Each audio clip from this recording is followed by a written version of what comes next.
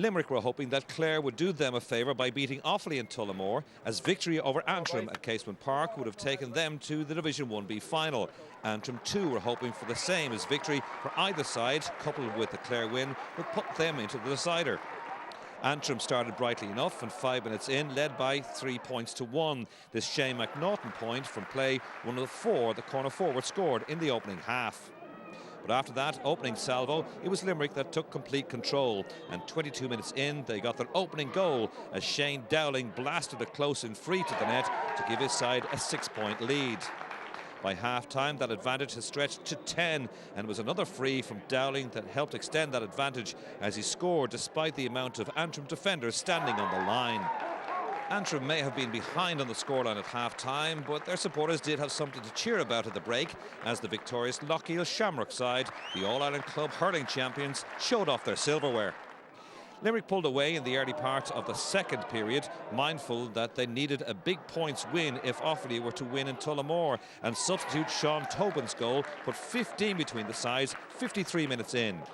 Antrim put a degree of respectability on the scoreline in the remaining minutes. Shane McNaughton with this late score, points which could have scuppered Limerick's chances of making the final. Limerick's victory was never in doubt, however, and Dowling put over the final point of the game to take his personal tally to 2 goals and 4 points. In the end, a 14-point victory for Limerick, 322 to 17 points, and coupled with Clare's win over Offaly, it's Limerick who advanced to next weekend's Division 1B final. We had to win the game, number one, and we did it comprehensively. I suppose we had won at half time. It was our best performance of the year. If Antrim had won, they would have been in the final as well. So we were very happy that we now have a chance to make up for our underperformance or Clare's demolition of us in the first game. It's been a great campaign for Antrim and for Antrim hurling. I mean, with Lochiel winning the All-Ireland Club final, and we've had a very successful league campaign. We're there again for Division 1B for 2013. So I mean, my players can go home tonight, can hold their heads high. They've been very good. Teams in the past here in Antrim probably would have wilted at half-time and maybe been beaten by a bigger score. We kept working away. We created 2 goal chances at the end. Okay, they didn't happen, but we're happy with where we are now.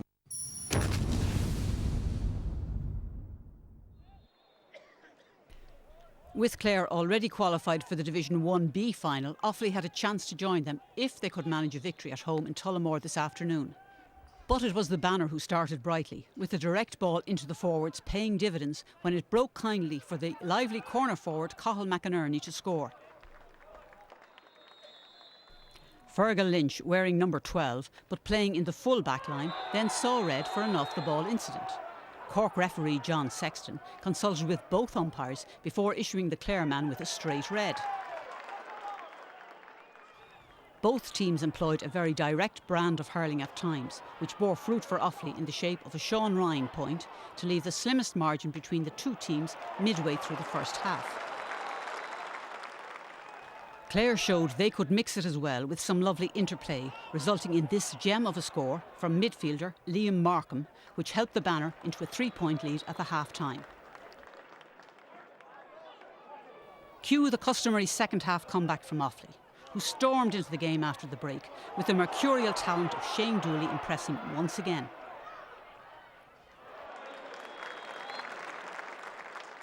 Then came the first of 2 killer blows for the faithful, when substitute Brian Donnellan staked his claim for a starting berth, with a decisive finish to the back of the Offaly net. Offaly had a chance to raise a green flag themselves when Clare keeper Donald Toohey brought Joe Bergen down in the square. From the resultant penalty, Shane Dooley took his point, and it's on such fine margins that games are won and lost.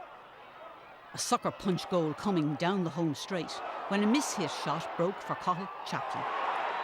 His first-time strike dispatched to the net, and in the process it ended Offaly's league aspirations for this season.